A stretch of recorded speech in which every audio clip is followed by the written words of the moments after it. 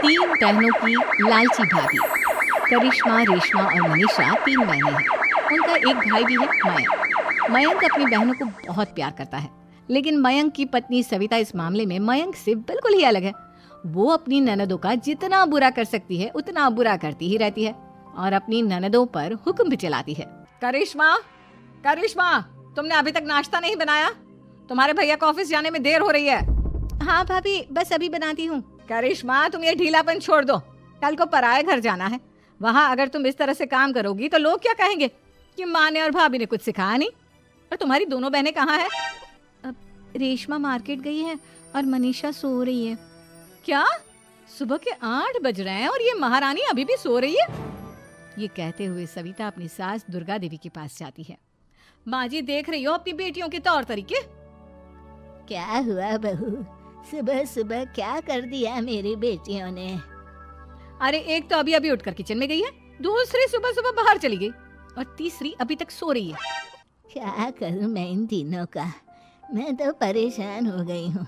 जा जाकर उठा उससे और रेशमा से मैं बात करती हूँ।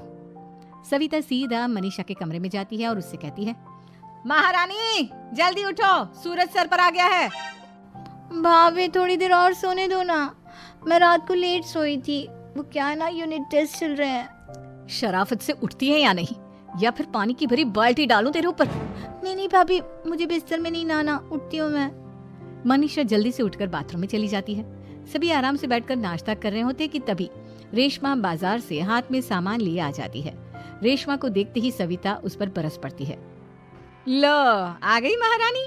ऐसा भी क्या सामान लाना था जो सुबह आंख मलते ही बाजार की तरफ रवाना हो गई? भाभी, कल आप ही तो चीख रही थी कि घर का सारा सामान मुझे ही लाना पड़ता है, घर में किसी को भी किसी काम से कोई लेना देना नहीं है। अब मैं बाजार जाकर सामान ले आई तो आपको इस बात से भी तकलीफ हो रही है? देख रही हो माँ जी, अपनी बेटी की जुबान कैंची से भी तेज चलती है। और मयंक, आप तो कुछ कहेंगे नहीं अपनी लाडली बहन को? रेशमा, अपनी भाभी से ऐसे बात नहीं करते। चलो माफी मांगो। भैया, मैं क्यों माफी मांगू? आप भाभी से बोलिए ना कि हम पर कम हुक्म चलाया करे। हम इस घर की बेटियां हैं और आपकी पत्नी की ननद है, नौकरानी नहीं। लो कर लो बात। इनकी भलाई के लिए कुछ भी बोलो तो इन्हें बुरा लग जाता है।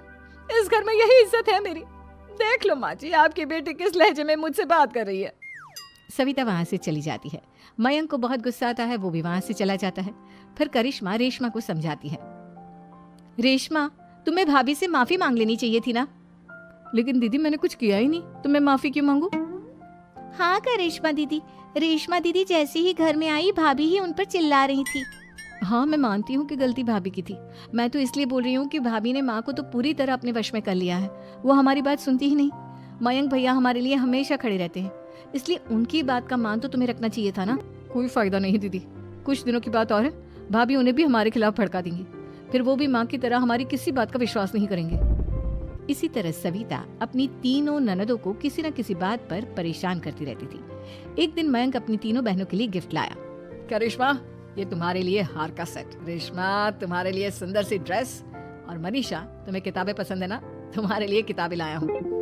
थैंक यू भैया। थैंक यू भैया। थैंक यू भैया। करिश्मा, तुम्हारा नेकलेस कितना सुंदर है, ये भैया कहाँ से ले आए होंगे? मैंने भैया को 3 दिन पहले फोन पर ये डिजाइन दिखाया था और आज भैया ये ले आए। सविता तो अपनी ननदों के गिफ्ट्स देखकर जल गई और करिश्मा का नेकलेस तो उसे भी बहुत पसंद आया था। अपनी बहनों के लिए कितना अच्छा नेकलेस लेकर आए हैं, मुझे कभी कोई गिफ्ट नहीं दिया। मैं आज ही ये हार चुरा लूंगी। रात में सविता करिश्मा का हार चुरा लेती है और इसी तरह उसे अपनी ननदों की जो भी चीज अच्छी लगती वो उसे मांगती नहीं, बल्कि रात के अंधेरे में चुरा लेती। इसी तरह दिन बीतते गए और सविता ने मयंक के दिल में भी उसकी बहनों के लिए नफरत पैदा कर दी।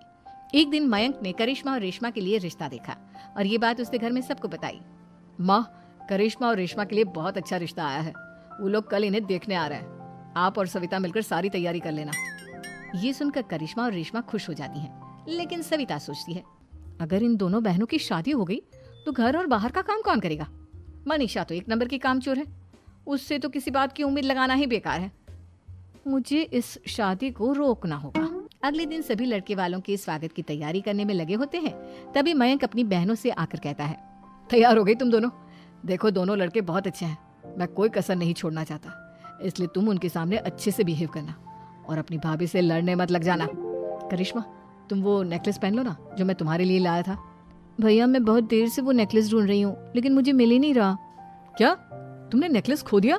तुम्हें पता भी है वो कितना महंगा था? तुम कोई काम ढंग से नहीं कर सकती।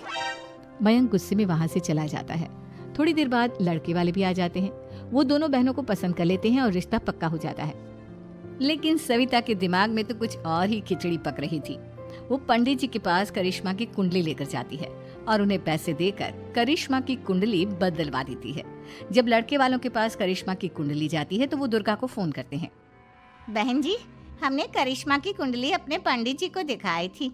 आपकी बेटी की कुंडली नहीं बल्कि दोषों का पिटारा है। देखिए, मैं और मेरे पति इन सब बातों में बहुत विश्वास करते हैं, इसलिए हम आपकी बेटी से अपने बेटे की शादी नहीं करा सकते। इस तरह करिश्मा का रिश्ता टूट जाता है और सभी घर वालों को बहुत दुख होता है। अब कविता सोचती है, चलो करिश्मा का तो रिश्ता टूट गया, अब रेशमा का भी रिश्ता तोड़ना है। क्या करूं? अब सविता आवाज बदलकर किसी अननोन नंबर से रेशमा के होने वाले ससुराल में फोन करती है। हेलो, मैं कौन हूँ कौन नहीं ये आपके लिए जानना जरूरी नहीं। बस इतना सुन लो कि रेशमा का 2 साल से किसी के साथ अफेयर चल रहा है। बस रेशमा का रिश्ता तोड़वाने के लिए सविता का इतना कहना काफी था। अब रेशमा का भी रिश्ता टूट गया। मयंक और दुर्गा देवी ने रेशमा को खूब खरी खोटी सुनाई और उससे बार बार उस लड़के के बारे में पूछने लगी। आप दोनों मुझे क्यों परेशान कर रहे हो? अरे कोई लड़का होगा मेरी लाइफ में तो मैं बताऊंगी ना। जब कोई है ही नहीं तो कहाँ से लाऊं मैं कोई लड़का? तो तेरे होने वाले ससुराल वालों को फोन किसने किया था? माँ मैं नहीं जानती किसने फोन किया था, मैं सच कह रही हूँ। मैं तो पहले ही कह रही थी इसकी लगाम खींच कर रखो, लेकिन मेरी सुनता ही कौन है। अब चुप रहिए भाभी, ये सब आपका ही किया धरा है। अब तीनों बहनों को विश्वास हो जाता है कि ये सब उनकी भाभी ही कर रही है। तीनों बहनें अपनी भाभी को सबक सिखाने के लिए एक वकील कर लेती है और घर में हिस्सा मांगना। देखो भैया, माँ बाप की जायदाद में जितना बेटों का हक होता है उतना ही बेटियों का, इसलिए इस घर के 4 हिस्से होंगे और हमें अपना हिस्सा चाहिए। मैंने तुम्हारे लिए क्या क्या नहीं किया और तुम इस घर में हिस्सा मांग रही हो? भैया, आप और माँ हम बहनों की कोई बात नहीं सुनते हो और भाभी हमारी शादी नहीं होने देगी क्योंकि उन्हें लगता है कि आप हमारी शादी में ज्यादा पैसा लगाओगे और उन्हें हम जैसी फ्री की नौकरानी कहाँ मिलेगी। तो हम भाभी के साथ तो रह नहीं सकते, हम बहनों को अपना हिस्सा चाहिए। अरे तुम्हें शर्म आनी चाहिए अपने भाभी पर ऐसा इल्जाम लगाते हुए। वो तुम्हारे बारे में कितना सोचती है। हाँ माँ, भाभी हमारे बारे में बहुत सोचती है। दिन रात बस यही सोचती रहती है कि किस तरह से अपनी तीनों ननदों को परेशान करूं और कभी मुझे पढ़ने भी नहीं देती। दोनों बहनों का रिश्ता भी तो इन्होंने ही तोड़वाया है और रात में हमारे कमरे में आकर हमारी चीजें भी चुराती हैं। इसी तरह सविता की तीनों ननदें अपनी बात पर अड़ी रही। अब कोर्ट में तारीख भी शुरू हो गई। जब सविता को लगा कि उसकी तीनों ननद इतनी आसानी से नहीं मानने वाली तो उसने अपने पति और सास को सारी सच्चाई बता दी और अपनी तीनों ननद से माफी मांगी। मयंक और दुर्गा को भी अपनी गलती का एहसास हो गया। अब सविता खुद करिश्मा और रेशमा के लिए अच्छा रिश्ता ढूंढती है और उनकी शादी करवाती है।